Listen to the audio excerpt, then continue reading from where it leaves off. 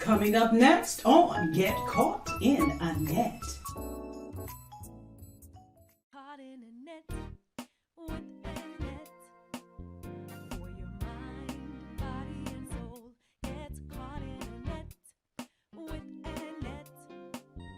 It's your intellectual radio show. Here to inspire you and encourage you to be your very best. Get caught in a net with ANet.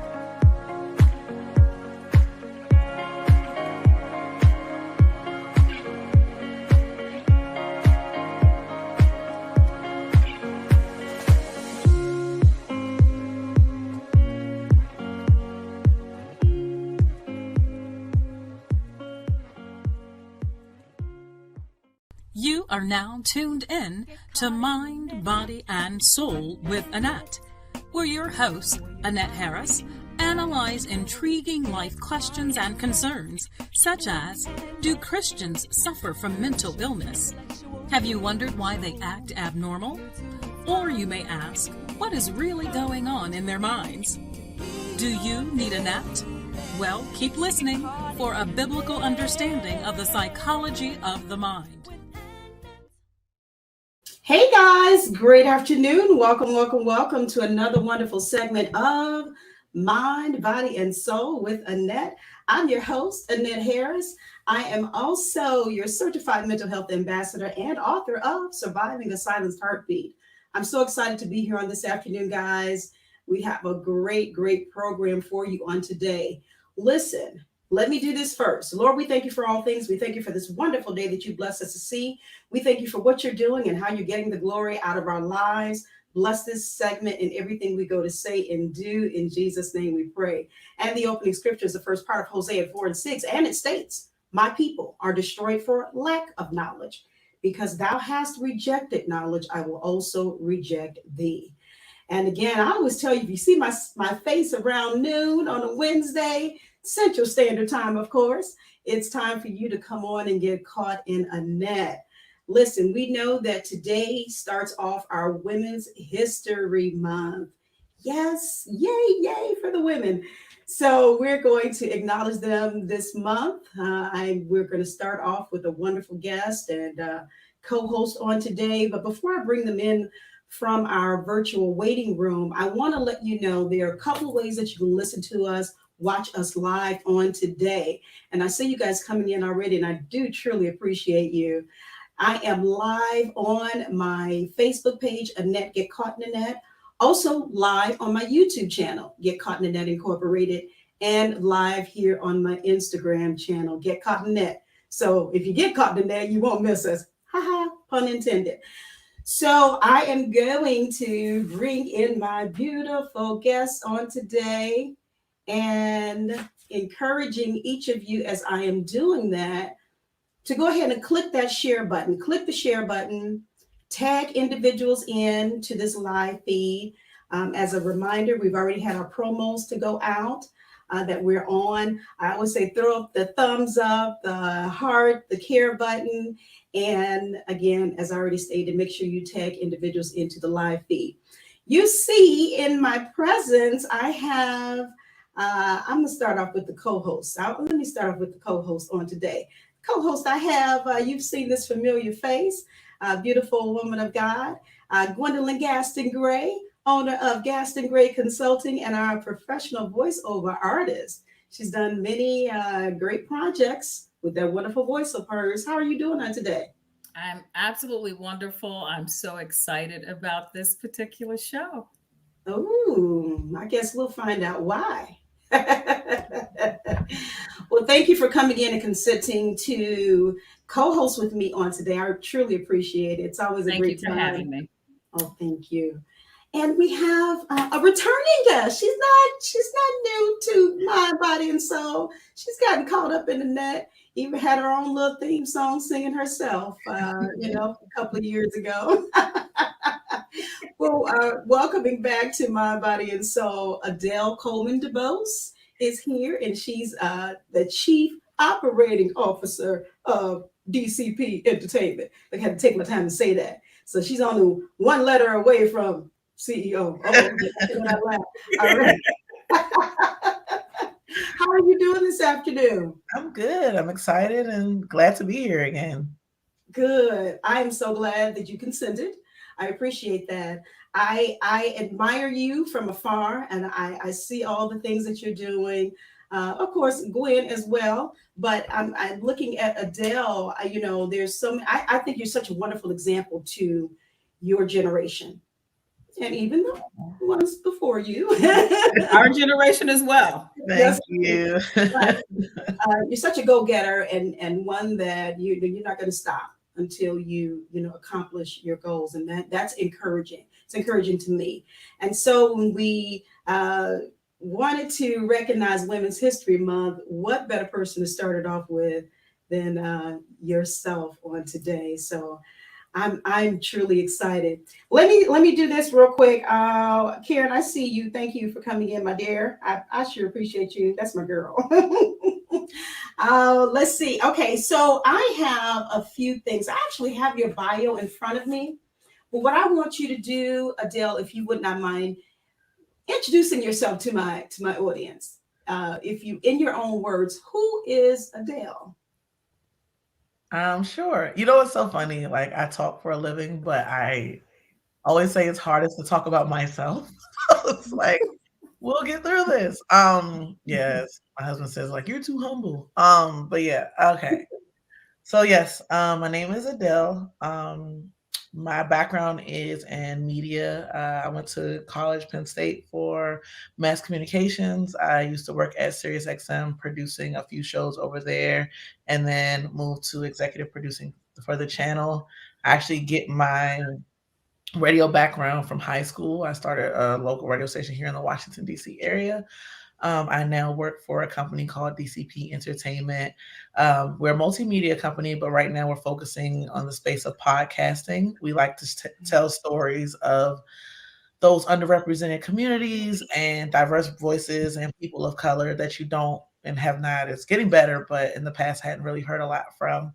So there I work as Chief Operations Officer, which is in the title. I oversee our daily operations, make sure our team keeps the ball rolling on a lot of our content. I do a few speaking things representing our company when invited to speak. I co-host and executive produce one of our shows, Say Their Name, which there we speak to families who have lost someone due to the negative impact of police violence. That's a passion project of mine that I thought about years ago while at SiriusXM, but it didn't. Never mind. We couldn't do it there. We'll just say that. But like that was important to me because I thought it was important to not just talk about the incident of what happened to a lot of these families, but talk directly to the families themselves. We don't get to hear from them and learn about who that person was before the encounter, because I think sometimes as human beings, we get numb to just kind of constantly seeing hashtags that we should be reminded that these are actual people who had lives, who had communities, who had loved ones, who live lives. And by humanizing it, we can show more empathy to the families and find ways to change the laws and sympathize and support them, because it's not a one-off that this one thing happened and that's it. It's a rippling effect to them, their communities, and everyone else. And I think it's important to speak to that. So I did a lot of traveling, around the country a few years ago, just kind of talking to a lot of the families about what happened to their loved ones from their perspective. And so we share and we give them our platform to speak on that. I also I curate our newsletter, which is Your Podcast Playlist, which is a discovery newsletter. We can learn about dope podcasts and content creators out there. I focus on people of color and not just podcast hosts, but creators and people that are in the background, because I feel like they don't get a lot of acknowledgement as they should. And then I also contribute to the Black Podcasters Association newsletter. I do a feature Friday that I write out there myself as well. So a little bit of writing, a little bit of speaking, a little bit of podcasting, a little bit of overseeing, a little bit of everything. Oh, and I'm a mom too. I don't know. Yeah, I have 2 children, that part. My soon-to-be 9-year-old Athena and my 2-year-old Gemini child, Zora. Yeah, so that's a lot. So. Yeah, you juggle a lot. Yeah, I always tell people the best way to describe them is sugar and spice. Athena's super sweet and emotional, and Zora is super spicy. She's also sweet, but she give you that heat first before she... Bring on the heat, huh? That is so sweet. Sour Patch Kid for sure, but she's right. So, yes. Okay, all right. Well, I wanted you to do that, and you did. Of course, you did it so well, because I wanted everyone to know you, just like you mentioned about with the Say Their Name. You want people to know those individuals or the victims, their lives and everything. But I wanted them to know who Adell is and how you juggle all these hats. You know, you probably leave a couple of them on at a time. I don't know. Sometimes, yeah. I got a big head, so it works. Well, that's wonderful. You're actually, like I mentioned earlier, a great example. I see you guys coming in over on Instagram. Thank you, Queen Michi-san. We appreciate you joining on today. And I see you, Janice, and I did mention Karen earlier. Again, when you guys come in, go ahead, click that share button, tag individuals if you would not mind doing that for me. I always tell you, it costs you nothing to do that. It doesn't cost you anything. And what you're doing is you're getting this out. You're reminding individuals that we're on today. And this is a segment that we need to tune into. Miss Gwen, did you want to ask her anything first before I move on? You know what I will do, because she did such a wonderful job. You're getting better, Adell, at talking about yourself. It's been a I think the people heard a little bit more than they did the last time, which is wonderful. I just want to say, I will actually ask questions as you begin, if you don't mind, Annette. But I love your spirit, Adell. I love the humbleness. But I think it's important, and the reason why I believe Annette is highlighting this is just that so people can be inspired, not just your generation, not just the millennials, but even my generation, even, the baby boomers, even those, that are older. There's a certain go get itness that you have you have it, but you operate in a quiet mode. Yeah. If we didn't ask questions of you, or, we wouldn't even know. We have no clue because you don't share that way. But I'm excited. I'm excited about today. I'm excited each time, that I hear you share, because I learn a little bit more, not just about, Adell, but about, that drive, that push, and really going after really what you want. And you're in an industry that, I've gravitated toward in the last, maybe 20 years, and I absolutely love it. But I know that was a long way to answer your question, Annette, but I'll jump in as you go along, if you don't mind. No, that is fine. And you're bringing out what we're trying to do here, of course, which is to focus on Adell's life, her your life mission, what you do and how you're advancing your dreams and your goals as a woman in society. Because again, we are trying to recognize Women's History Month. Now, I was just trying to do a little bit of research. Women's History Month, I understand that it began being observed annually in 1987 in the United States. That was a good year. I wonder why. Wow, that didn't even relate when I when I saw that date. I didn't even relate that to that. Okay, perfect. Wow, this is coming together. But when I thought about women's history, of course, I said, well, what is her story? We've seen the memes or whatever on social media, her story instead of history, or should I say, in addition to history, not replacing history, but we do, as women, we have a story. And so, what is your story? And we want to get into, how you're able to juggle what makes Adell tick, what motivates her, what pushes her into, accomplishing her goals and her dreams. So I want to do, this is something different I'm going to do right now. I'm actually going to do a couple of rapid fire questions for you. Okay. Oh, okay. Oh. All right. Gets adjusted in the seats. All right. Let's go. All right. So you ready? Yes. Okay. So what came to your mind the first time you heard about Women's History Month? My daughter, because she was born on International Women's Day and Women's History Month, Athena. Wow. Okay. Do you know what is the symbol for Women's History Month? No. Okay. I don't know. Let me stop. No, I don't know. I'll come back and give you the answers to those that you don't. Okay. Okay. No. Name one color associated with Women's History Month. Purple. Okay. The flower for Women's History Month. There's a flower? I know, right? The rose? I don't know. People always go to roses. So. Right, they always go to roses, but Yeah. actually it's a mimosa flower. Ooh, fancy. Interesting, huh? And the symbol for Women's History Month is the Venus female symbol. So the symbol with the cross handle. Okay. Very interesting facts, huh? Yeah, that's cool. I didn't know all those things. That's dope. Right. So when you mentioned about the first thing that came to your mind when you thought about Women's History Month was your daughter and the fact that she was born on the actual, what did you mention? I think it's called International Women's Day, March 8th. Okay. Right. Okay. I remember that being recognized, that day being recognized as such. So in your mind, what were you thinking? This is something that I need to show her or teach her? What? Yeah, because I hadn't really known that Women's History Month was really a thing until I had her and started doing all the research of what made that day special to remind her. And so I use it as a way to kind of continue to uplift her.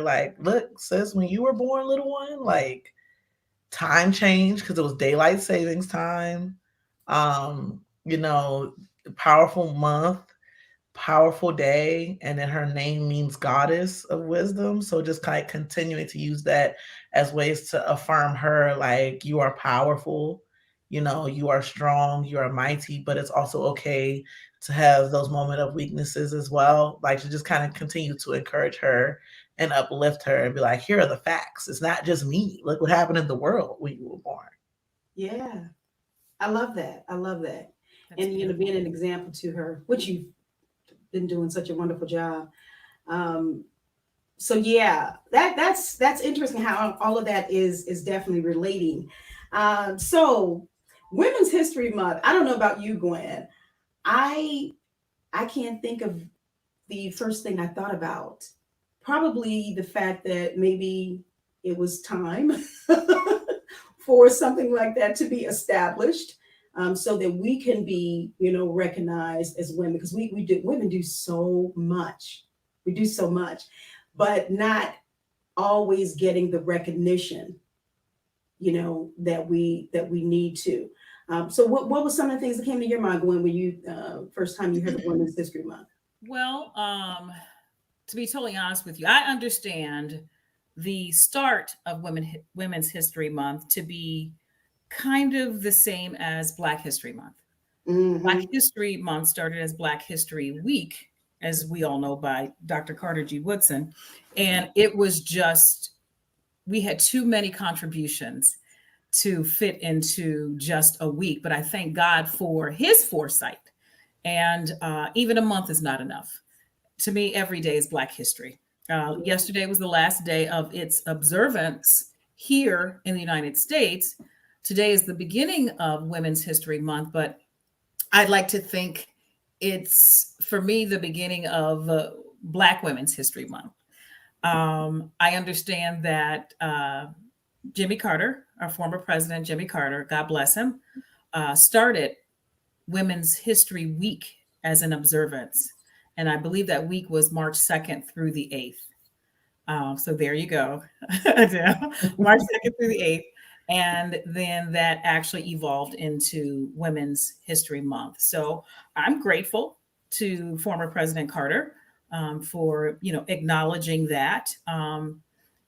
As the mother of mankind, Black women, we have contributed so much across the globe that, we're very deserving of this. And, your first guest today, perfect first guest.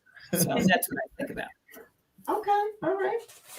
I'm surprised you knew. Well, maybe I shouldn't say surprised, but I didn't know about the color. So until I looked it up, Adell, I'm like, oh, she knew what the color was. All right.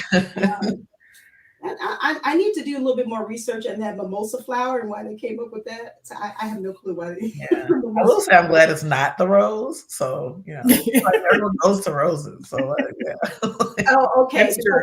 Because it's always used. That's what that's why I was like the rose. Like that's really. I'm glad it's not. So. Yeah, no, it's not. It's not. Okay, so let me see here. I was looking a little bit at your bio itself, even though you introduce yourself. I want you to actually talk about, if you will, DCP Entertainment a little bit more for me, because I didn't realize all those extra things that you're doing now for DCP Entertainment. But the reason why I want to talk about podcasting is because that's something that's really has really taken off, right? And you've been very instrumental, not only in your podcast, but in helping others get started in their podcast. Throw that in there. But can you talk to us about DCP Entertainment a little bit more for me? Like in your role, podcast we do, or just in general? I'm sorry, what was that? Like the podcast we do, or just in general? Well, yeah, your podcast, but then your role, a little bit more detail with DCP Entertainment. Yeah, sure. So DCP Entertainment was started by my former boss at SiriusXM. We left, and then he asked me to join them with oversight. I came in as his chief content officer because I have a background in audio production. So overseeing a lot of the content we were putting out, and then moved into operations because I do a lot of our I assist with our marketing, and I do a lot of our cross-promotional opportunities, do a lot of networking and meeting with other folks to see ways that we can grow. Because, once you create it, it's like, okay, how can we grow? How can we get this content in front of as many people as possible? Currently on our slate, we have a few shows. We have Democracy-ish, which is about the political climate from a Black and Brown perspective, with hosts Danielle Mooney and Wajahat Ali. You might have seen them on MSNBC sometimes. And then we have Teray Show, which talks about the Black experience. He talks to a lot of celebrities and game changers, musicians in the space, and asks them, like, what's your superpower? Like, how did you get here? To kind of further and share that insight. We have some stuff that's coming up that, if you follow DCP at DCP Official and all our stuff, you can see those will roll out. I can't speak on that too soon. But basically, my role is to kind of make sure everything is checked. Like all the producers have all their needs and are addressed. Our audio quality is where it needs to be when we're putting it out. We have cross-promotional opportunities to help our content grow. Our marketing arm has enough information about the content for which to try to get us sponsorships and stuff to bring in, money and stuff for the different podcasts. I think what I appreciate about working with DCP is coming from a distribution company that is people of color. And even though we are like independent, it's us. it's still cool to kind of see over the years that we've spoken at different conferences and kind of making a name for ourselves. Because, you know, when you go in, there are a lot of those big names that are white male cisgender run organizations. To be the face of a company and have people like recognize you and you be able to kind of speak to different things is really cool. So we're just trying to continue to make our mark on the podcasting industry. We're all about collaboration and working with folk. And, you know, like I said, oversee our newsletter. I even write for our newsletters, which, sidebar, writing is actually a passion of mine that a lot of people, well, they knew me. Some people know, some people don't. But I went to Duke Ellington here in DC area for creative writing, poetry, spoken word. So I actually really enjoy writing and public speaking. So me kind of getting back into writing for these newsletters kind of feeds that little side of me as well, and is encouraging me to write and work on some of my own personal projects. But yeah, we're really looking to grow. We have our studio space that we built 2 years ago in New York City, Podstream Studios. So if you're in the Times Square area by the red chairs, feel free to check us out.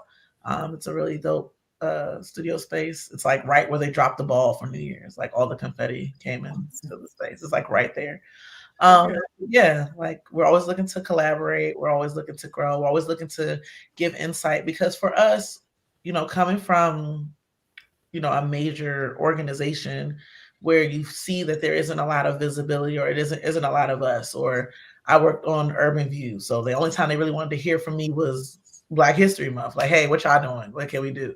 But like the other 11 months of the year, it was like, But to go to an organization and also work in a community where we can find other podcasters of color and say, okay, how can we support each other? How can we uplift each other? What can we do to create our own community? I think it's a really unique and awesome experience. And whenever I meet anyone in this space, like if they're struggling, I'm not saying I know everything, but everyone knows me, knows I say every contact is a connection. If I don't know someone, if I don't know it, I might know someone who's able to help you, or I might know someone who knows someone who's able to help you. So I'm always just about how can we uplift each other in this space that we weren't traditionally occupying, because I feel like our voices need to be heard. We don't need someone that is not of our experience to tell us about our experience when we have the ability to speak on our own behalf. And that's a lot of what we're doing at DCP.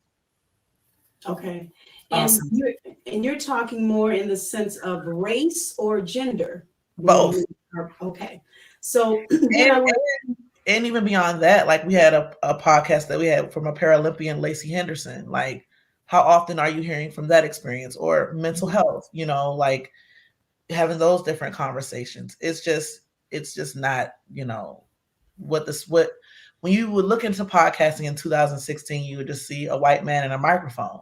Like, that's it. And that doesn't represent the community as a whole, all of us as a whole. So our goal is like, how can we occupy these other spaces, LGBTQ plus, you know, spaces? How can we bring in different voices and, you know, to kind of have these different perspectives? Like, Wajahat is Pakistani. What's his perspective, you know, on what's happening culturally and politically in the world? Like, how can we talk from a diverse background and not just hear one perspective, but all of ours?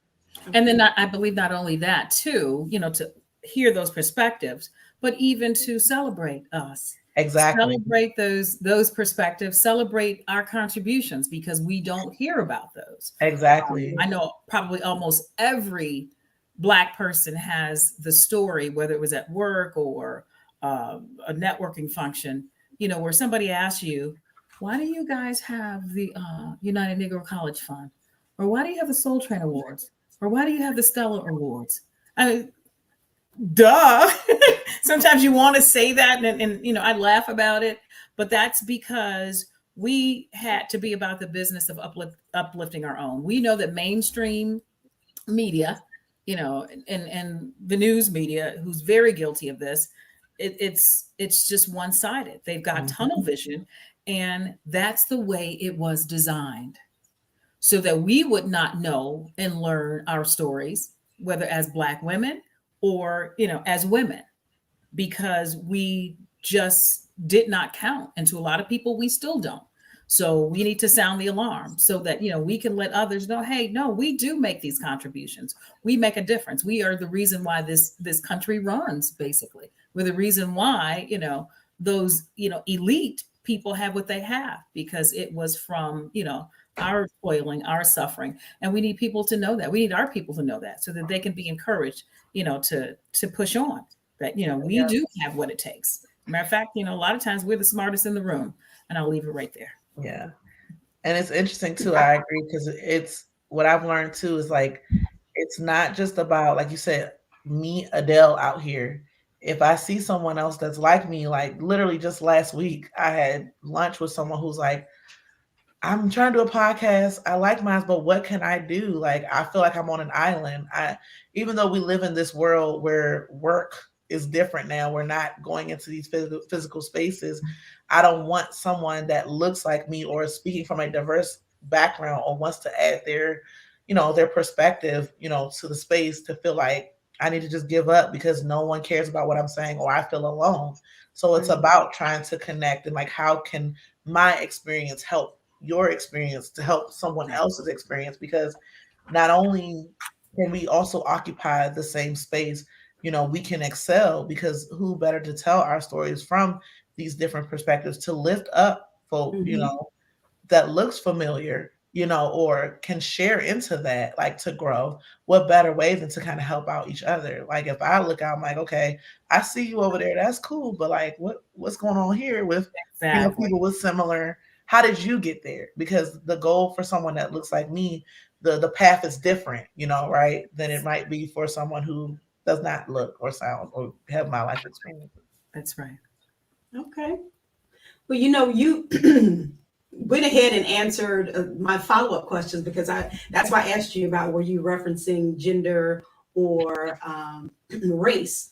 Because I wanted to know the significance, for a woman in that industry, the importance, should I say, of her presence in that industry. Of course, since we're talking about women's history, what would be one main important fact? And you know what? I'm trying to make sure I'm saying things correct today, because, we women can just be like, yeah, women this, that, whatever, da, da, da, da, da.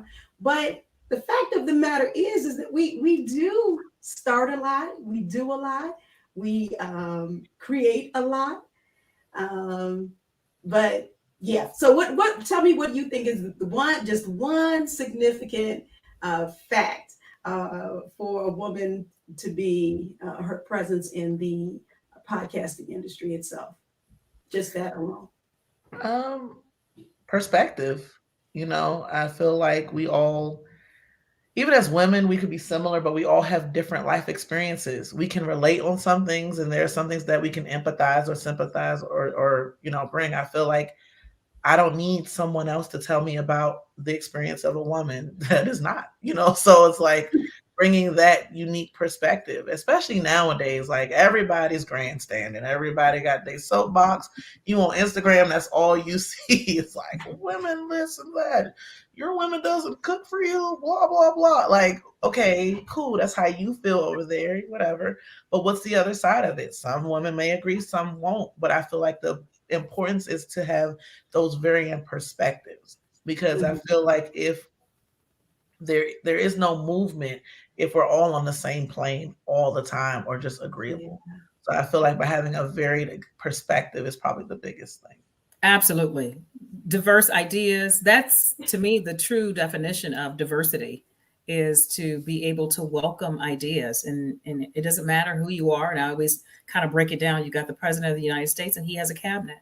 And each of those cabinet members are SMEs, or should be, on the matters that, they are heading, those departments or the cabinets that they're heading.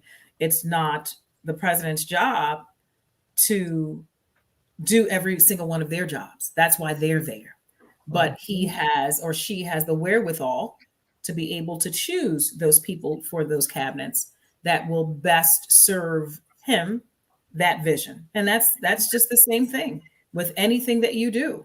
Even, your own company, Adell, your own company, Annette, my own company. We can't do everything, but we have to have that the smarts to be able to say, okay, I'm going to appoint this person or ask this person or pay this person to do this, this, this. That's where my intelligence comes in. And then I depend on them because that's their area of expertise to carry out, whatever that directive is.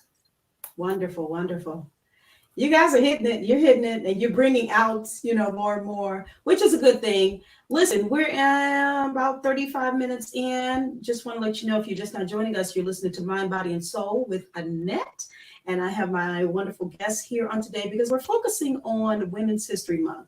So I'm interviewing Adell DuBose, COO of DCP Entertainment. And my co-host today, helping me out with this interview, is Gwendolyn Gaston Gray of Gaston Gray Consulting. And so we're talking about, because if you didn't know already, Women's History Month begins today. Today is March 1st, and it goes throughout the entire month. And so we're recognizing women, their contributions to society, their contributions to their own personal lives, and how they are paying it forward. And there's just so much that's wrapped up into that. So if you have any questions or comments for my guests on today, go ahead and throw it into the comments section, whether you're on YouTube, Facebook, Instagram. We will make sure that we get those read for you on today. But I do appreciate you guys coming in, joining us on today. I think I see my radio buddy over here on Instagram, Mr. Montgomery. Thank you for coming in. I see Apostle Hunt. We appreciate you for coming in on today. I think I recognized Janice Pritchard earlier. Again, if you haven't clicked that share button, it's your time to do it now. Go ahead and click the share button and let everyone know that we are here on today. So let me move forward. And Miss D, I see you. Thank you for coming in. Let me move forward. Unless you have something, Gwendolyn, I was going to move to something else.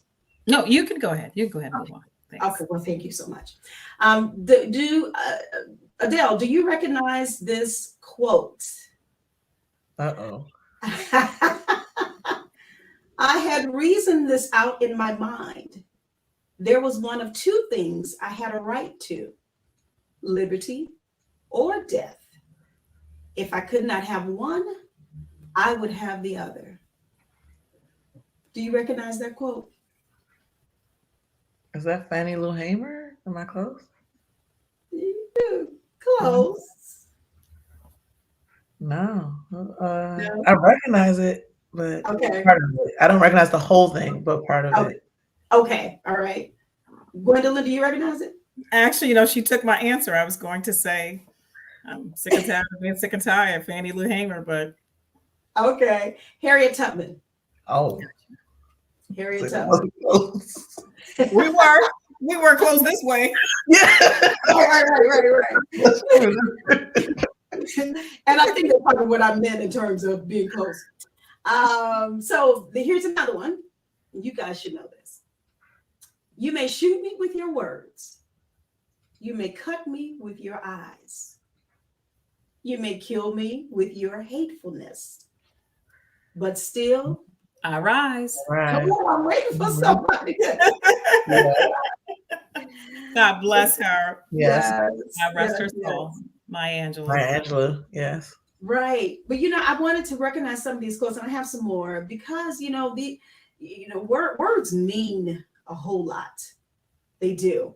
And sometimes when we are juggling hats, roles, sometimes it can be a little bit of pressure, a little bit of stress, to just be honest, as women, sometimes we can go ahead and grab these quotes and these inspirational quotes that have been, said or written down through history. Sometimes that helps you to push forward and to keep going. Now, this one I had never heard before. Maybe one of you have. Words actually matter. They're significant. They can transform and open up our imagination. Michelle Obama? No, That was a good guess. it was a good guess. Oppo, and I don't know if I'm saying the last name correctly, Tometi, the founder of Black Lives Matter. Gotcha. Oh. Okay. Understood. Yeah. Okay, so I have a question. Yes. Because I think this is wonderful. Can we just go ahead and call this what it is for us? Black Women's History Month. I'm just being real because it is about us encouraging each other. Yeah. And it's about us encouraging each other because we have never had a level playing field. Yeah. And as I mentioned before, you know, some people may not agree or some people cringe when I say this, but we are the mother of mankind. We are the ones who gave birth to mankind. But we are also the ones, even still today, who are totally disregarded. We're trampled upon, we're trounced upon. And, you know, especially here in the United States, because we were brought over here against our will. Yeah. And then we were separated from our men. So then we had to take what we had and deal with it. Mm-hmm. We nursed the slave owners' babies in addition to our own. We were raped by the slave owners. So with everything that we've had to deal with, and no one can tell me that generational trauma is not real. Right. Because it is. And then we still see, you know, fragments of it just in different ways today. Mm-hmm. Other women in other cultures, and especially, you know, those who brought us over here, were always, you know, protected and supported by their men. And I'm not saying that we weren't by ours, but we were used as, you know, throwaway. But as Maya Angelou said, still I rise and still we stand. So what encourages me during this month are Black women, are the phenomenal Black women that you just quoted, including, you know, those that helped to found Black Lives Matter, because Black lives do matter. And it was needed. And it seems like every so often, every, you know, new season, we have to come up with something else so that we can encourage each other and say, hey, you know what, don't give up, because we do matter. And we built this thing. We have had significant contributions, not only here, but across the globe. So you can never diminish our worth. So this is truly Black Women's History Month. Yes. Do you want to add on to that, Adell? There's nothing to add but a mic drop. Oh, you know what? You know, you know, one thing about Gwendolyn, she is going to just come out. She's going to come out strong with it. Oh. You're always trying to make sure that you are, you know, addressing, you know, everyone. You mean politically correct? But that's not what this is about, because they already have their addressing. They've been addressed. No, I get it. Yeah, I get it. But I think, you know, of course, it's named Women's History Month and not Black Women's History Month. But that's a good point that you're bringing, is what I'm trying to say. You're bringing up good points, because, you know, even as I was pulling up quotes, you know, I saw a lot of quotes, of course, from my sisters. You know, there's some in there, you know, from other races, but I saw more from us. That's interesting. Why do you all think that is? Why did you think I saw more from us? Because I feel like community-based, like within Black women, there is a need and just a love about supporting each other. Like that's where the whole like Black girl magic thing came from. It's like, how can we uplift and support? I can't speak from another perspective but my own, because I'm Blackity Black. But like, I feel like just from my own experience, a lot of it is like, we have these things that are coming down. How can we continue to uplift each other? How can we occupy creative spaces and find ways to establish our own community and pour into one another? So I feel like that's probably the most concise way. I totally agree. And not from, that was very eloquently put, because I don't want to come off as being, you know, but, you know, I am who I am, but she's absolutely right. I can't be anybody other than who I am, a Black woman. That's the skin I'm in. That's the skin I was given. It's the skin I will never trade. I thank God for being a Black woman. And so because evidence has shown throughout the centuries that no one else will or is responsible for lifting us up, then we must uplift each other. Mm-hmm. Wow. Wow. So many things are running through my mind right now. You ladies are talking very good. You're talking very good. A couple things right through my mind. One show that Gwendolyn and I did, and I can't remember the exact title, but we wanted to address how we talk to each other, sisters, us, Black women, African American women, however you want to say it. And we're always using, well, not we, but many are normally using the word be, to reference them. Why? We did a whole entire show on that. And so I'm bringing that up because as you guys were talking, I'm thinking about how you talked about how we should be there for one another. I see all of these. I'm very good visual here. Okay. I see all of these memes and posts on social media. Straighten your sister's crown, and this, that, and the other. And I see that, right? I love that you just happen to have a crown just sitting right there. It's already there. I love that. You just had one right there. I need that from my office. I just have one. Yes. Okay. That is funny you said that. I'll tell you the story behind that. But anyway, so as you're talking, and I'm totally agreeing with you. Again, you're talking good, but we don't do that though too much. We don't do that straightening of the crown with each other. We don't do that supporting each other like we should. Yeah, this show's about to take a turn. I feel it. We don't do that like we should, or as often as we should. Can I ask a question? Yes. With respect to that statement, is that contingent upon the company that you keep? Mm. Do you speak to yourself first? Mm. Because I could say that, well, we don't do that, and I'm not throwing off, but that might mean that Gwen is not doing her part or her role or being that example, or it could be, the people that I'm choosing to be around. Yeah, I feel like it's so layered because I feel like, is it that we aren't doing that, or is it that that's the perception that we're not doing that? Because we don't see it. Kind of went that. Yeah, exactly. Yes. Like all the time, because I feel like I've been in a lot of different communities. So I will say, like, just from a working space, like not talking about my friends, but like from a collective, Adell enters the workforce. There have been some jobs where it's like every man for himself. It's just me. I'm the Black woman on staff. So sorry, like, like here.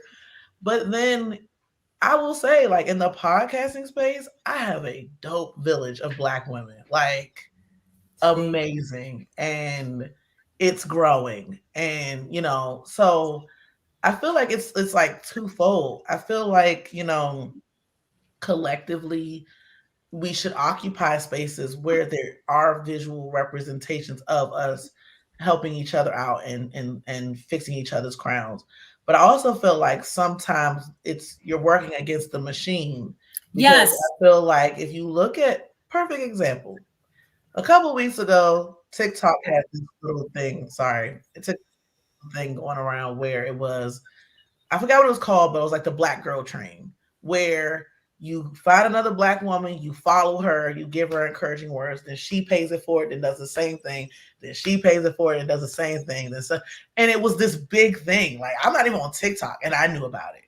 And what ended up happening was a lot of people got mad about it. Not Black women. A lot of people got mad at it.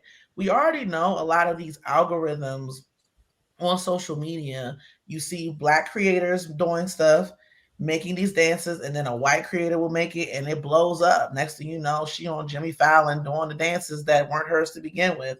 So it's like sometimes when you are trying to put those messages out, you are trying to uplift it, you're working against a greater machine that is suppressing those images or shadow banning those images in a way that they're not seen intentionally. Exactly. So if I'm just browsing and as a Black woman and who follows a lot of Black women, but when I'm on the Just Discovery page, I don't see us. It's not necessarily that it's not being done. It's also, it might not be in some places, but it's also working against a greater machine that is trying to suppress those images as well. I feel like it's layers. It's a lot. It is. And if you really think about it, that's the exact same thing with movies, television, news stations. That's why I was saying earlier, we keep repeating because we have to say, we have to break through, as Black people and say, no, we're here. And we want our people to know that we're here. So in every single genre, every single, method or platform, if you would, we have to do our own thing. And that's why we have the Stellar Awards and the, and WC. I'm going all the way back. Because it goes to how can we, once we get into these spaces that we're occupying, I'm a firm believer of looking back and seeing how we can uplift those that might be in a position that I once was in, or trying to reach out to those that are in a position that I want to be in. Because like we've seen changes over the years of what we look like, your TV watching experience, right? It used to look one way. Now you see this because there are more Black creators. There are more folks getting in different ways. There are more Black people in the writers' rooms that you see that it's starting to turn. Is it turning at the rate that everyone may want to? Maybe not. Could it be better? Of course. But it is, starting to evolve because like you're saying, like, we're starting to try to push and occupy those spaces or create spaces for ourselves to show we can do anything you can do and even better, in certain spaces as well. Like, how can we then uplift each other? I feel like it's a lot. It's a lot to it. I do believe that we're adjusting and helping and uplifting each other's crowns. I feel like we can be better. I feel like there's always work to be done. There are always, folk that are against, or, we might not see it, but I also feel like working against the machine within itself is a challenge to try to make sure that those images are out there. I agree. And I just feel like we are the only race across the world that always has to pivot.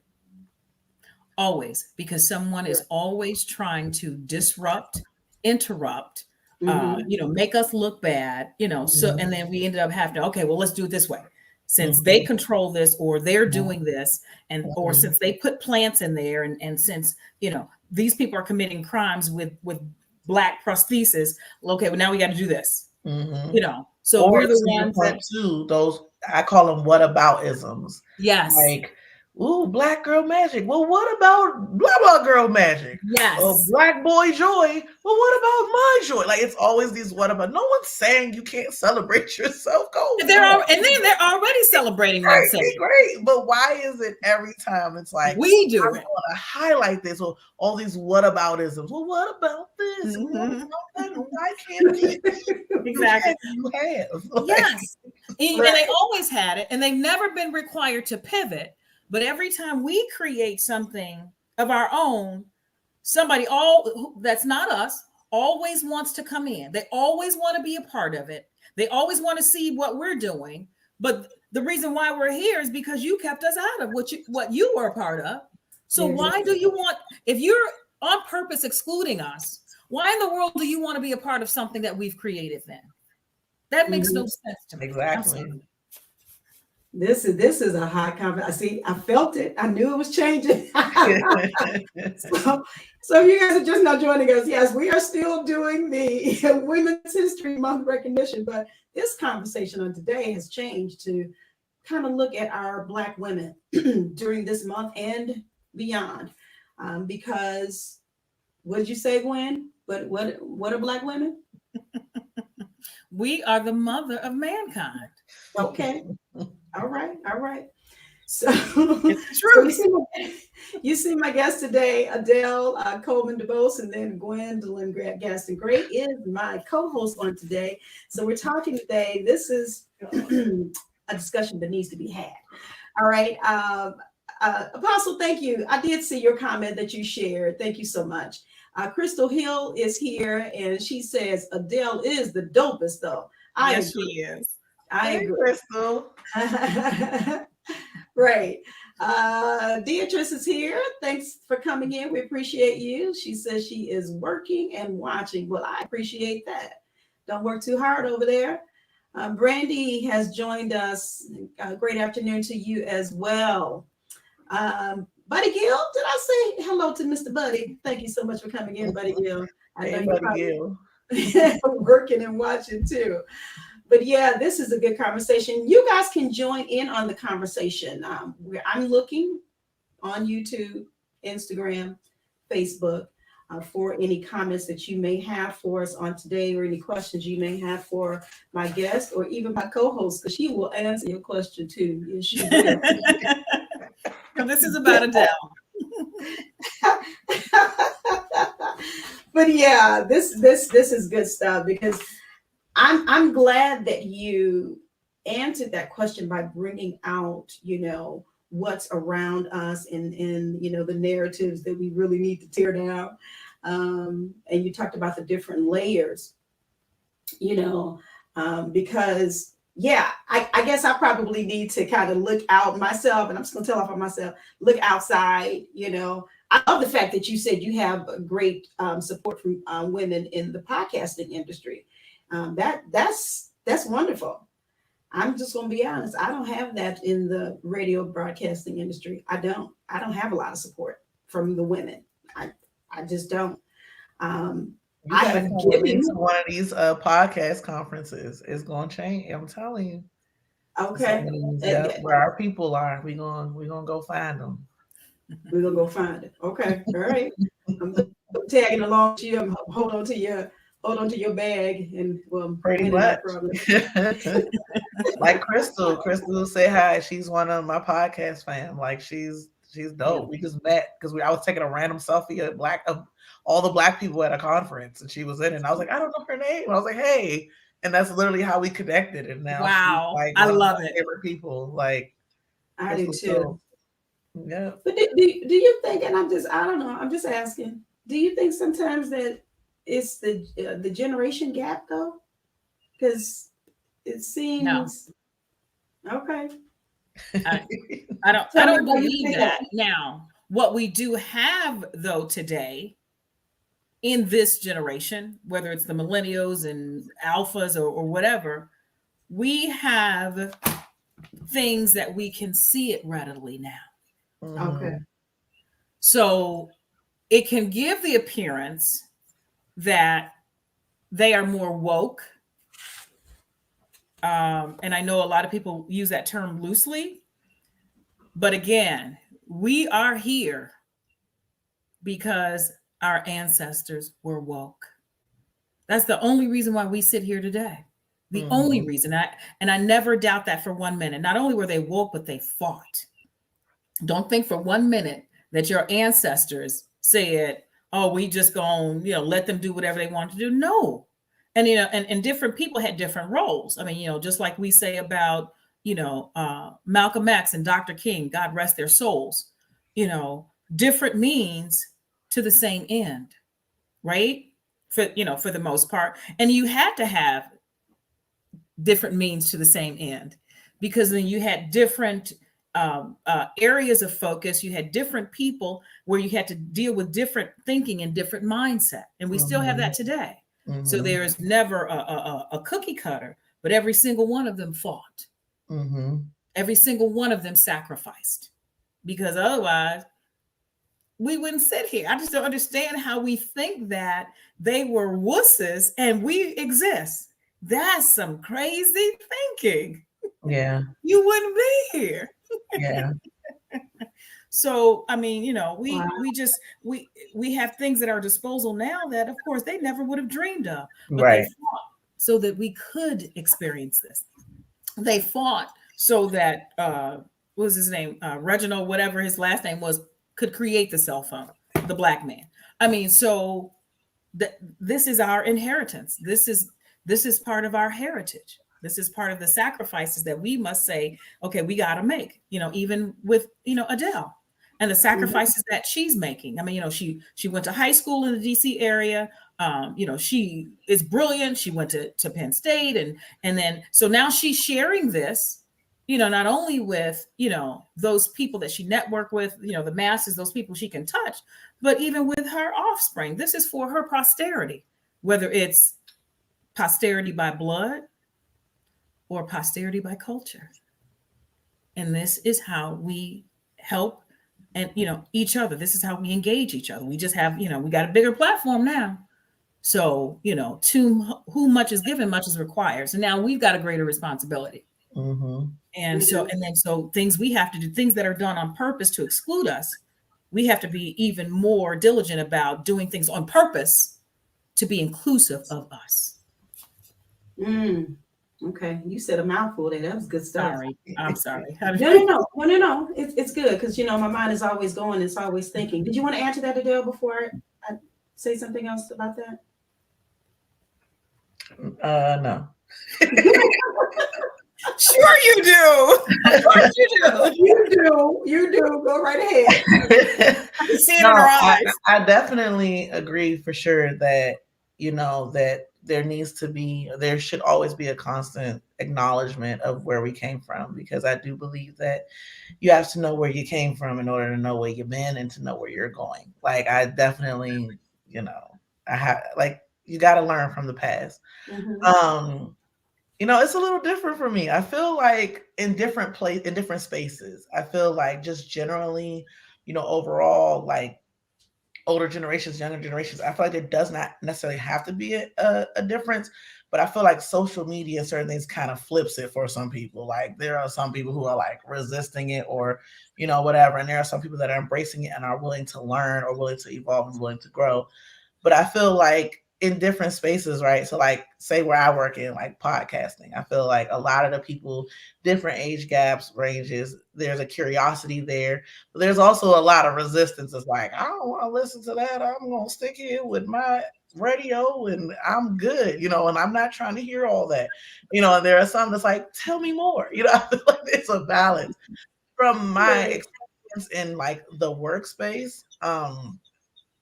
And I feel like I've talked to you both about this in the past, but like, as serious, just full transparency, I struggled because I tried to lean into older people who look like me, and it was met with resistance. It was met with like, they're only making room for like one person at this level, and it's going to be me. And I understand that, trying to solidify your spot, but it was to a space where it was not even necessarily trying to say I was occupying someone else's spot, but someone who may be older than me and wiser, just kind of trying to latch on and just learn. And it was like, no, I'm not retiring. Go away. We're not going to do this. We don't have to be seen. Like, it was met with a lot of stuff that really, like, it made me sad. It negatively impacted me. I think that it made me be like, well, dang, like, I don't really care about what these men have to say. I'm trying to talk to you, potential auntie, like, what's going on. And in my, even in talking to some of my friends who work in corporate spaces, they've been met with like the same things, where like, not necessarily saying like we want to be a threat, but we feel like we're seen as one. And thus there isn't necessarily a way for us to kind of communicate and connect and have that, like you said, lift each other up across the generational line in a way, where yeah, I feel like we talk about this in a big, deep perspective, because I remember you said to me, like, when I was going through, like, there's a glass ceiling and then there's a brick ceiling for people and women of color. So it's like, how do we break through that? Okay, how? By trying to tap into someone who's been there, who can help uplift. And in my experience, and unfortunately some of my friends that I know that work for corporate America, it's met with resistance. And that was something that was discouraging to me, if I'm just being 100% just transparent in my journey. And to be honest, I do believe that, I don't want to say everything happens for a reason. I don't like that saying. But I do think that in the situation of what I was going through, it forced me to look inward and try to figure out other ways to move around and be more strategic. And it's one of the reasons why I left, because it became a toxic work environment, for me. And I'm not putting everyone in the same box of that person. No. But I feel like it did push me to thus go here, but it messed up my confidence a little bit. So I kind of had to work from backwards. I kind of got to a level, I had to kind of reset myself, to then kind of lift myself up. So I do feel like I wish there was more of a space to have these honest conversations through different generations to kind of see where we're coming from, because I don't feel like anyone is necessarily coming in as a threat. But I feel like for me coming up, it was always like, go to college, go to work. They work 24 hours, 365. So you should work 24 hours, 365. But then there isn't really any growth opportunities sometimes because they're not retiring. So then where do I go here? You know, like, and you just kind of feel stuck. But I feel like if there's a dialogue or, you know, trying to ways to make space for all of us, that I feel like in some industries that does happen. You know, I feel like even beyond industry, like you said, like the camaraderie of just living, I feel like that does happen. But in some spaces, I feel like it doesn't. And if there's a better dialogue behind goals and where we're all trying to be and how we can uplift, I feel like things would be better. Yeah. And honestly, I totally agree with everything that you're saying. And kind of sort of, you kind of answered your own question, to be totally honest with you, because there will always be someone or people that look like us that will be like, you will find them everywhere. You will find them at series. You will find them in the corporate world. You will find them in education. There's going to always be somebody. But let me say this. In every culture, there's always somebody. Exactly. I don't believe it's exclusive to Black age gap. I don't think it's exclusive to a certain generation, because you have, I'm sure, some of, you know, your peers that are like that too, whether it's about somebody older or younger. So I think that speaks to experiences of that person, coupled with, you know, what they were taught and how they were raised, because you're going to find some in every generation. You just happen to, you know, to come up on somebody who was just like totally like out of the box. Yeah. For lack of a better. That's why I feel like it would be better if there was more intergenerational discourse, because I feel like it's always like, well, I went through this and this was my time. And then the next generation, well, I went through that as a result of this and this was my time. And then the, you know, I'm sure, like you said, alphas and whoever else, like my children and my children's children. But I feel like that's why it's important to figure out, like, where can we all relate? What is the common thread? How can we have this conversation through that? I feel like sometimes, and I feel like it's getting better, because now I feel like, honestly, like COVID kind of forced us all to sit down and reflect and be like, who else is out there in the world? How can we connect? And kind of cross those intergenerational lines to have those honest conversations, that it doesn't feel like, I don't feel like I can't go to anyone older than me and not talk about my experience. And I feel like where I may have felt like that in the past, things have shifted for all of us in a way where it's like, we're all trying to find ways to relate to each other by having, you know, that. So I wish it was, I like conversations like this. I love this type of platform, so that, you know, people will look at this conversation and might feel compelled to talk to someone younger than them or older than them, because we need to have those like conversations. Because like I said, I should know about your experience. I should know what got you there, because I have to know where you come from, where I'm coming from, to know where I'm going. But sometimes it's like we aren't always having those conversations as we should. True. And we should. I agree. We should have those conversations more. But I think that we are the kings and queens, meaning Black people, of pivoting. So I like to think of it, and I know this is not everybody's mindset, but I like to think of it as relationships, you know, whether it's personal or work or business or whatever. Relationships, sometimes we have to think of them as projects, right? So meaning that if we want to connect with somebody older, younger, or whatever, and we're just not quite there, then what we need to do is we need to make our little fish, right? And then we need to figure out ways to include them, to get their buy-in, right? So that we can get out of it what we want. Not that we're trying to con people, or not that, you know, but we want to be able to relate. Generationally, because we're all in the same boat, especially here in the United States.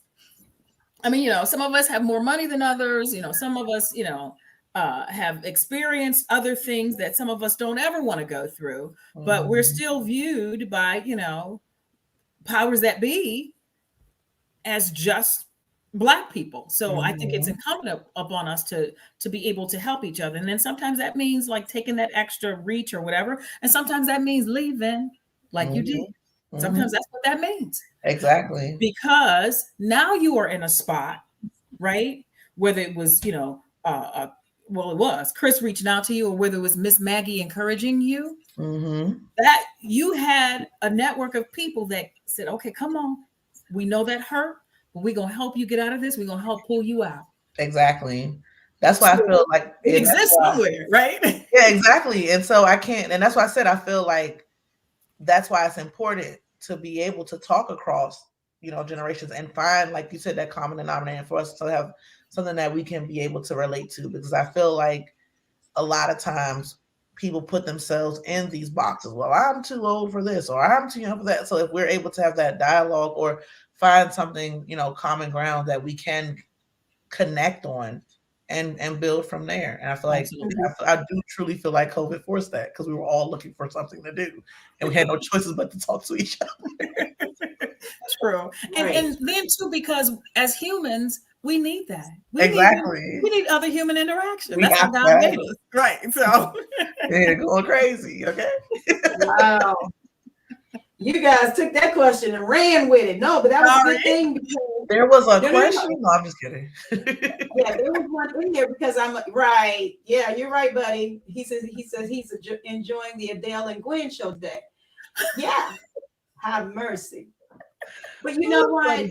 He's funny. The reason why I originally asked about, do you think it's generational or has to do with generation is because it was simply because I see the generation definitely after me a little bit more inclined to, like you said, how you met Crystal Hill, or to be more open, in that regard. While sometimes my generation and higher, of course, or before me, a little inhibited. Just a little bit. No, let me stay in my box, not venture out too much, because that's what we've seen and what we are used to. I learned so much from your generation and younger, Adell. I really do. I learned how to, and I'm talking about myself, jump out of my box, and be a little bit more open-minded, so that other generations can be reached, other cultures, can be reached, and you can, address whatever issues are head on. That was simply why I was asking that question, but y'all took that. It was good. I honestly feel like, too, to your point, even just kind of looking at me as a millennial and the generations after me, I feel like people are prioritizing their mental health more.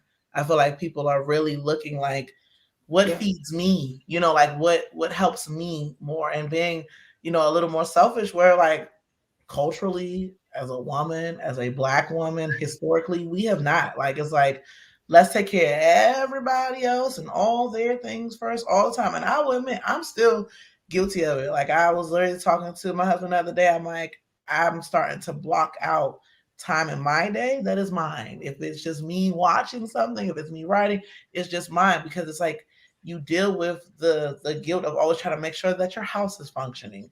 And then when you're in a leadership position at work, that your work is going. That by the time you take time for yourself after your checklist is done, it's midnight. It's time to go to bed. I'll try again tomorrow. So I feel like younger generations, like I was just talking to someone about, people aren't staying at their jobs as long as they used to. Like, I told somebody the other day, I was at for 8 years. They were like, I'm like, but my dad was at his job for 30-something years, but like, no, when it does not feed you, when it's mentally hurting you, they are out. Okay. Yeah. And I'm like, I get it, because it's like, you can go somewhere, or a lot of people, especially women of color, are creating businesses for themselves.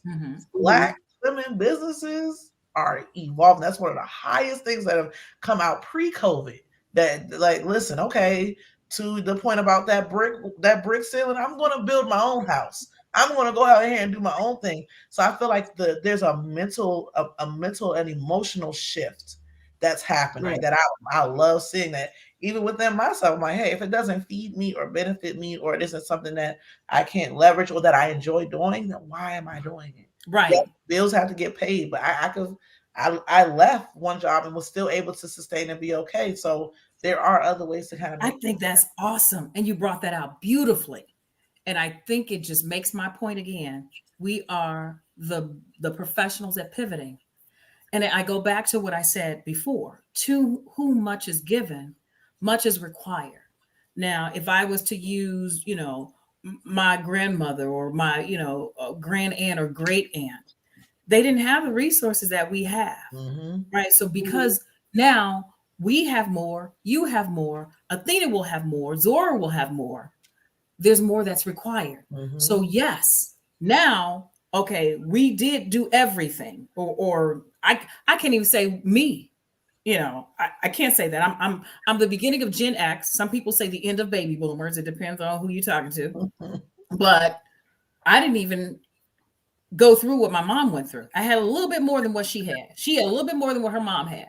And so on and so on. So because we have more is required. We have to reach out now because now we have the means to be able to do that, to network with our fellow sisters and be encouraging and lend that hand. And it's not that, Harriet Tubman and all of them, didn't want to do it. I mean, she helped free so many people. So that was that means, at great risk. But then as the generations went on, our insistence on having our own, insistence on being included in certain aspects, we've been given that or we have our own means or we have more of a means now, because they didn't allow them books, they have to sneak and read books. So and we see now we're reading books through Kindle and iPads. And, so now for Gwendolyn, I have to do a little bit more. That's what's required of me. It's my dad used to always say when I was growing up, and that stuck with me. He was like, "Don't be like me, be better than me." Like he creates. Yeah. My dad worked very, very hard. If anybody know Richard, shout out to you, Pop. All right, call that. He works very, very hard. And like I remember growing up, like that was my motivation when I wanted to give up in high school because it was a lot with, I went to an art school. So we had double the work. We had 9 to 3 was regular academics, 3 to like 5 or 6 was your arts. And so I would be getting out of school 6:30, 7 o'clock sometimes if we had a show or later. And I'm like, this is hard, and I would just always remember my dad. He always wanted more. Like, don't be like me, be better than me. I'm working hard. I'm working all these different jobs to be able to help put you through school, to be able to provide for you. And then, he pats me on the back and he tells me good job. And I'm like, yeah, I'm just, it's a constant reminder. Like, even now, the things that my husband and I are leveraging, in our home purchasing and other things that we want to do, we're thinking about how this can benefit our children, to your point, and like where they can start off. Because I feel like culturally, like that's something that we should be doing. I'm not of the mentality of, well, I struggle, so you got to struggle too. Right. If I'm here, you're starting here and you're going exactly. I'm not going to be like, walk it back and start from back there. No, I'm going to tell you about my life experiences. I'm going to give you, a heads up. I'm going to talk to you through those things, but I'm also going to let you learn because you should be able to learn and explore your own, test things out. I'm going to be here to love on you and care for you. But here's where your starting point is. Here's where I'm trying to set you up. Which is awesome. So not only are you doing that for your blood posterity, you're doing that for the cultural posterity because people see what you are doing. They see what you're accomplishing. They see how you are rearing your children. They see that you're a wonderful wife. So that means that you've gotten, you're making an impression on them. You are positive encouragement. So now they're like, okay, if Adell Coleman DuBose can do it, I can try to do it, or I can do it. So that's how we are sewing. I mean, you know what I'm saying? Yeah. So. Well, with that in mind, I'm going to segue into this next question. Adell, how do you think other women can relate to your story? I don't know how I would answer that. And it would be you kind of like, you may think of it as bragging on yourself, so to speak. But I mean, there's some things that you've done, some things you've accomplished. How can they relate to maybe the positives of your story, the pros and cons, should I say? Yeah. Yeah, I guess so. Like, yeah, I mean, there's a good, it isn't without its challenges, you know. Like I left Sirius with absolutely nothing as an option. So I'm very, very grateful to having overcome that. So I guess overcoming a lot of challenges, you know, just kind of, I always just try to stay focused. I always felt like I did what I was supposed to do so that when things didn't Mhm. work out, I was like, but I did the right thing, you know. I feel like the best lesson I've ever learned, and I say to myself over all the time, is give yourself grace. I feel like because I'm an overthinker, I'm very analytical. I wake up and my mind is, and I'd be like, hey, you know, we gotta slow down, eat breakfast.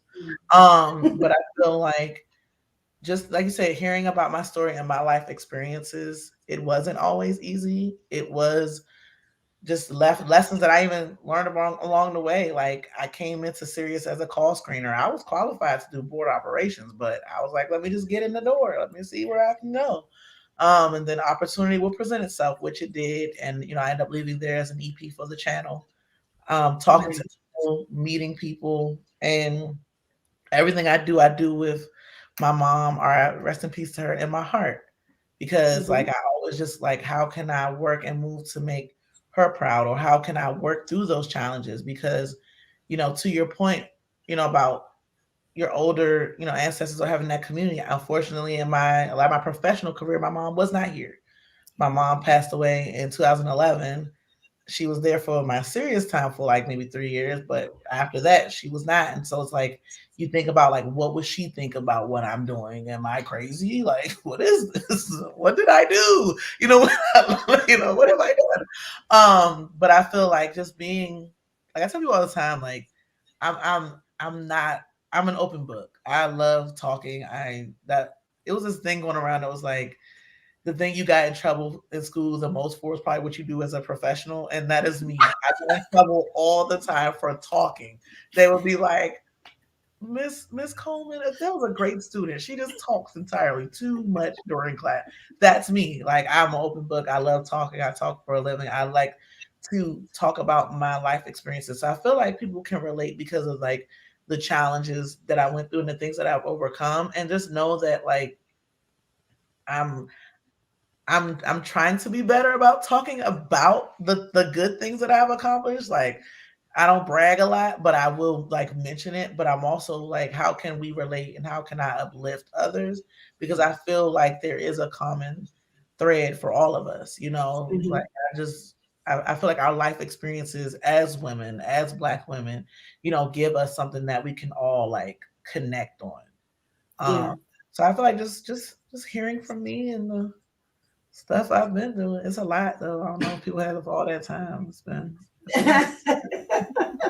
No, but you answered perfectly. That was good. That was Yes, good. beautiful, You know, because beautiful. again, people should be able to relate, and then that would be the whole purpose, even of this particular segment on today as well, to try and inspire, you know, others. There may be some that are watching live now. They may come back and watch, you know, the Yeah. recording. But there should be Give something yourself that, a grace. That's what I always takeaway. say. Give yourself grace. I learned that because I can be the harshest critic on myself. Like, but why didn't you? And I'm that person that I'll talk in circles when I'm just like, but I did this, but I did that, but I did. Like I'll just keep, and I just had to tell myself, like, Oh you God. know, calm down, girl. Give yourself grace. Like, give yourself Right. grace. And if I can't come out of that spin wheel, I'll tap into like my husband. I'm like, he'll be like, yeah, you talking in circles. You're fine. You know, like it's okay. Let's just breathe and just kind of say it's okay. Everything's not going to be perfect all the time. That's how I learned. You know, the way I manage my team is the way that I wish I was managed at Sirius.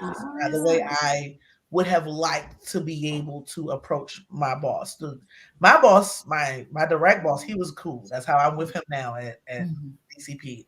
But like once he came left, it was like a free for all. And like even before him, the way that I was like handled or like brushed off or things that I felt like should have mattered. Like we do check-ins. So we have a weekly check-in with the whole team, and then I have a one-on-one with all my team.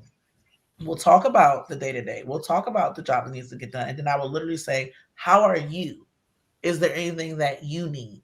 is there anything that I can support? Like, we have mental health days. Like, if you just need to like take a day, okay, Yes, let's figure out how we can handle your load and let's take a day. We're not above any job. I'm chief operations officer. I will still jump into one of these recordings and edit a show if need be. Like, I'm not above anything. Like, in order for all of this to be able to move forward, we have to work collaboratively.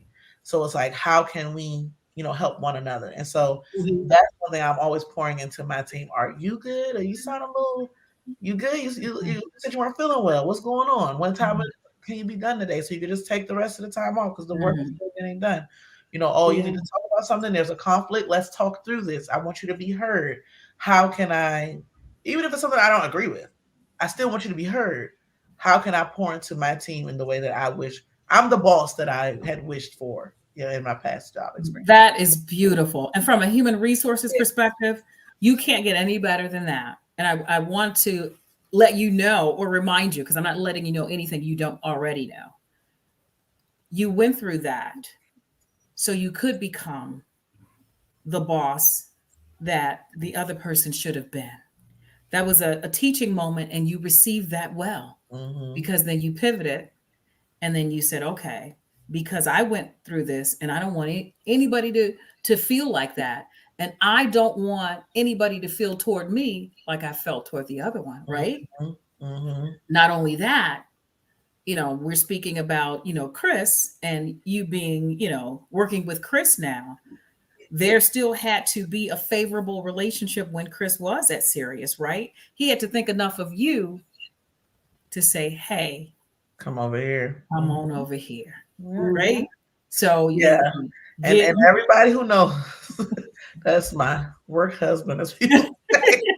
Like, I truly appreciate him. I truly I think he is such a good person, and like what his goal is, I believe in it.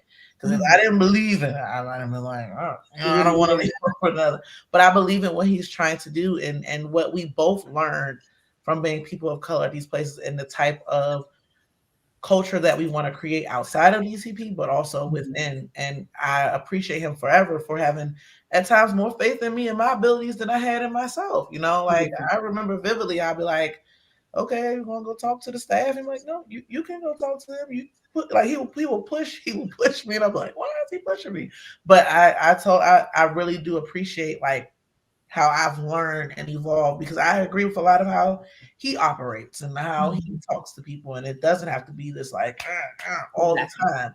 Yes, sometimes it's like with your kids. Like, when I fuss a certain way, oh, they know mom is not playing. I feel like that way with my team. If Adell is like, really? Okay, something is off. Then that's the limit, or yeah. So it's like, just kind of having that transparency. And what I appreciate too is being brought in early on, so that he and I sat down and talked and decided what the culture would be, what we wanted to bring in, what we were looking for. And it benefits us, because we get a lot of compliments for what we're creating and what we're putting out, because our staff is happy. Exactly. That's beautiful. Yeah. And we know that everything is not going to always be perfect. Right. But as long as we know that we are doing the right thing, right, and we're giving our employees every single solitary tool to succeed, if they don't, we've done everything in our power that we could do. And that's something I had to come to terms with too, because I was like, okay, this didn't work out. Exactly. Yeah. Hey guys, we are entering into our last half hour of this segment, and I just appreciate all of you coming in. If you're just now joining us, I thank you for coming in. You missed quite a bit, but you can always go back and rewind once we end on today. I do see JR's come in and saying hello to everyone, and happy birthday again to you, Gwen. Brandy says, where are you at, Brandy? While you're building, everybody in the community is watching, learning, being inspired. And Amen. This is really what we want again to accomplish in this segment on today. While everybody's watching, everybody, we want them to be inspired. We do want them to be inspired by our discussions about our journey and what we've gone through and what we've accomplished. You on today, some things can be said to help push someone else a little bit further. Can I say really quick to that? I really appreciate this chat and I appreciate that comment because, especially like I said, we don't work traditional work anymore where you're out in the world. So it's like, my love language or my work language is affirmation. And so that makes me feel really good because I don't think about it. Like when people are like, you want to guest on this? Sure, I'll talk. Oh, you want to, oh, I just did this, or I submitted for that, or I'm speaking on this, or like you could get lost in the day-to-day in the fray that you don't really think about it beyond your little bubble. And so to hear like, hey, while you're doing that, you're being watched and it's inspiring. Like I truly appreciate that comment. Thank you for that and all the comments. But I feel like that's something that we have to continually be reminded of, that it's bigger than me. It's bigger than this. And, I appreciate you guys and I appreciate that comment. Thanks, Brandy. Beautiful. Brandy? Yep, that was Brandy. You're right. All right, I have a few more rapid fire. I'll have to get back on, please. You do? Right? Hold on, let me get adjusted. Okay. These are not difficult. These are not difficult. I don't know. I answered like one of three right. All right, timer starts now. What's your strongest woman's quote that you've heard?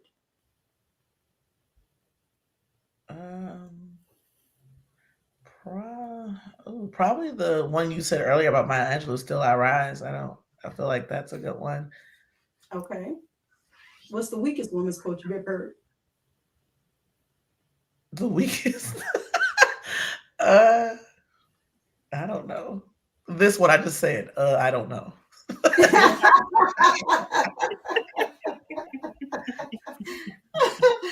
Oh goodness. Okay. I mean, or you could have said, "I don't have one." That's cool too. Do you have a favorite woman's quote? I know you referenced Maya, but do you have a favorite one? When she said, "When people show you who they truly are, believe them." Buddy Gill, are you still on here? Because that's Buddy's favorite quote. That is it's valid. Quote. It's true. Actions speak louder than words. They do. People show you all the time who they are. And I feel like some of our biggest mistakes is trying to rationalize or over-explain stuff for the betterment of who we think they should be. And then we end up getting hurt in the long run. Believe people when they tell you and show you who they are. You will be a better person for it, and understand and accept it, even if it's from someone really close to you. Because when you believe in who they are, you can intentionally decide how you will move about and around them. That's right. Pivoting. That's right. Was that a mic drop moment for me? I was going to say readjust, but Gwen's word today is pivoting. I have a horrible woman's quote. I know you weren't asking me, but I just thought about something, and then now I'm going against what I said earlier, because now I'm opening up to all women. The worst quote I think I've heard was "Shut up and dribble."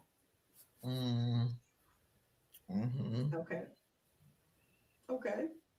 So that was a, like you said, wasn't a woman's quote, but yeah. All right. That's all the energy we will give that. That's it. That's it. Yeah. Not on Black Women's Month Day. No. Exactly.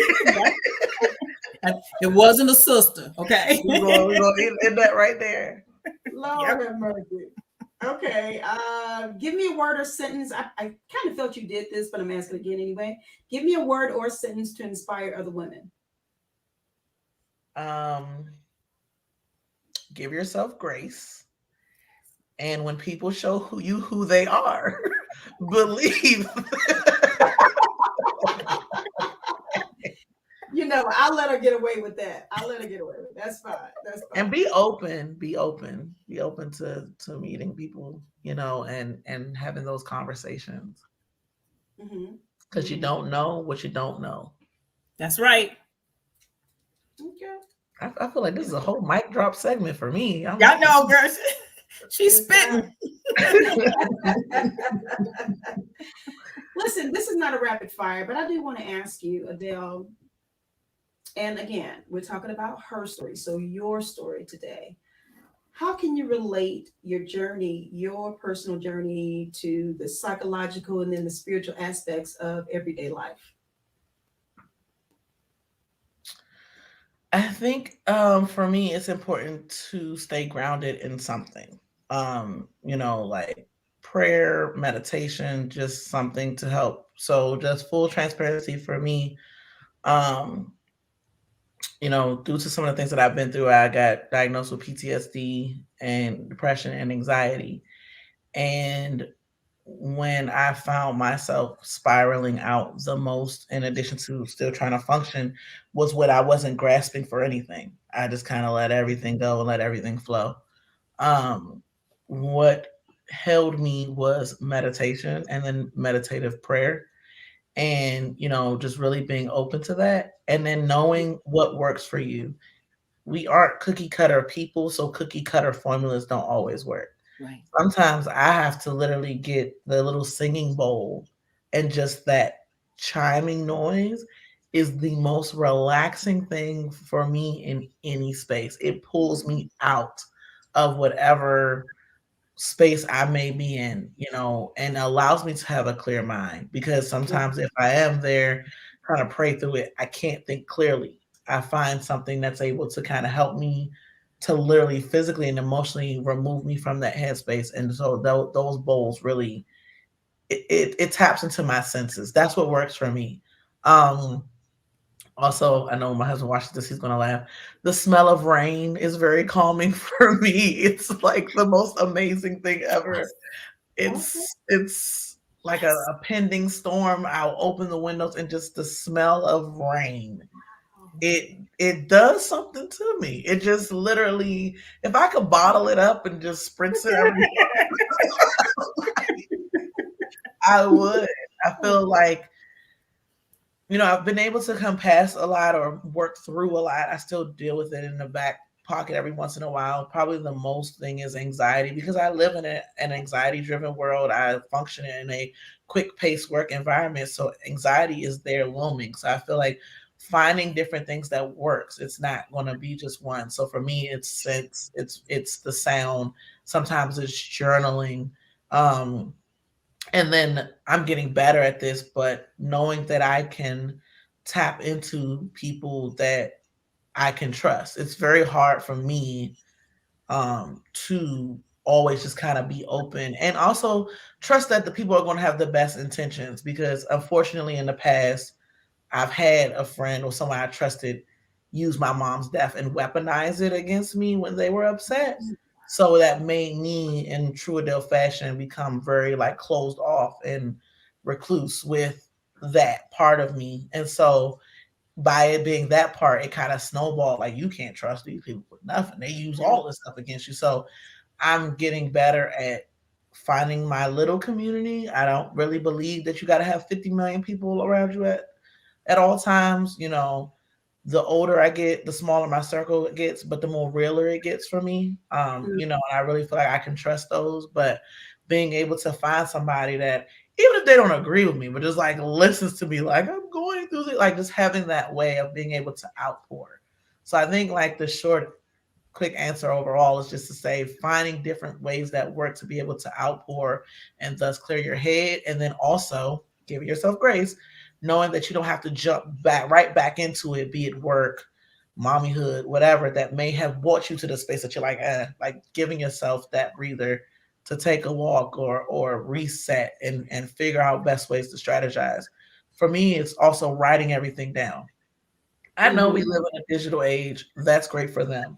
But if you come in here every day, you're going to see these. I write everything down. I have to literally get the physical act of pouring it out. If I'm just like typing it, it doesn't feel right. I have dry erase boards around me. I have to write it. So pouring into and pushing into the systems that work for you and trying different things. You might try something and be like, oh no, that doesn't work. But you don't know if you didn't give it a try. That's right. That's true. That was a wonderful response. Thank you. Thank you for that. That's good stuff. And Adell, many of you that have heard her on my show before, you know her story and what all she had to deal with personally and to get her to this point, which is another reason why I really, really and truly admire her, because she's able to overcome or move through the trauma and things that she had to deal with. And with that in mind, being able to also recognize when someone else is dealing with that as well, and how to help them. So that's what I truly appreciate about you. And yeah, good stuff. Good stuff She's right a there. strong Black woman. Indeed. Indeed. You are. Listen, here's a quote here. Think like a queen. A queen is not afraid to fail. Failure is another stepping stone to greatness. Does anybody? Nefertiti. No. No. Does anybody, Adell, do you know anybody? I'm gonna say Queen Latifah. Just because I said queen in the quote. I mean, she always say queen something, and it just felt right. Yeah, she really does. Actually, that's Oprah Winfrey. I would not have guessed that. Me neither. I wouldn't have either. Yeah, she is a queen, but I never would have guessed it. But I wouldn't have guessed that. Right, right. Hey, Audra, I see that you've joined over on Instagram. Thank you for coming in. Another quote. And that's what people want to see when they go to the theater. You may not know this, but I'm going to read it anyway. I believe at the end of the day, they want to see themselves, parts of their lives they can recognize. And I feel if I can achieve that, it's pretty spectacular. That's got to be a director. Or an actress. Any guesses? Who did you say?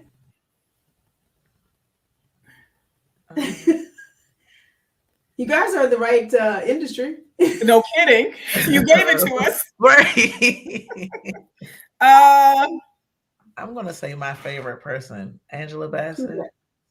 Oh, no. She's gorgeous. Just shout out to her, Black lady. Yes, shout out. She is my inspiration. She is my goal. Okay. What? All the time. I love her. She is absolutely Right. positively. She's amazing. Is it Ava? No, Ooh, that was a good one. that was a good guess. All right, y'all give up. No. Nope. I'll read it again. And that's what people want to see when they go to the theater. I believe at the end of the day, they want to see themselves, parts of their lives they can recognize. And I feel if I can achieve that, it's pretty spectacular. Theater. Yes. Very Is it Viola? I was going to say that. Was it Viola? Viola Davis. Okay. Very good. Yay. Okay. Yeah, those are just some of the quotes that right, exactly. No, but you know what? And then it kind of makes you, inspire a little bit more to try and go and find some more quotes and see what else other people have said that they've captured. That you can go and research or whatever. But yep, Viola Davis. That's who that was. Last few questions here as we're ending. Very simple. How do you celebrate Women's History Month? Or as you guys have deemed it in this particular segment, Black Women's History Month.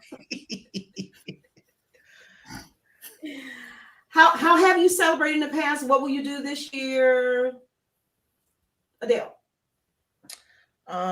For me, I just try to create a space on my platform or whatever to shout out and highlight and acknowledge women of color, Black women. And then with DCP, we highlight we highlight women creatives and that are in the podcasting space, either hosting, creating content, doing something. Like, just how can we highlight, just shout people out and just share our spotlight with them. So I guess I do that for myself and for professionally. Okay. All right. Okay. So, Gwendolyn? I just want to say that is so beautiful because she's always giving. Because I was going to say, pamper myself. I need to do that though. So yes. That's one Focus thing on we me. cannot forget about. We can't forget about ourselves. We're all going to Hawaii this month, so And I'll be in their suitcase.